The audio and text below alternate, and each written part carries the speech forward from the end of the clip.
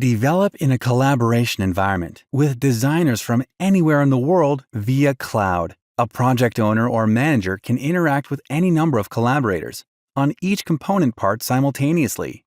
In an assembly project, you can create an unlimited number of collaborative parts, therefore an unlimited number of simultaneous collaborators. Also is allowed an unlimited number of viewers in the collaborative process. Let's configure an owner's profile account. Click on the Collab Workspace button and choose Edit Profile.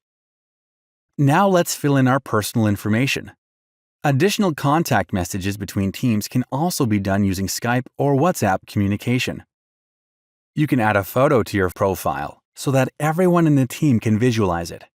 Once this is done, you can allow your profile visualization to members team. Now save your profile. You can configure the connection settings. Normally the default values are the best fit for most connections, but depending on your internet speed, you can redefine them. Here we are keeping the default settings. In the Part 2, we are going to see how to create a workspace.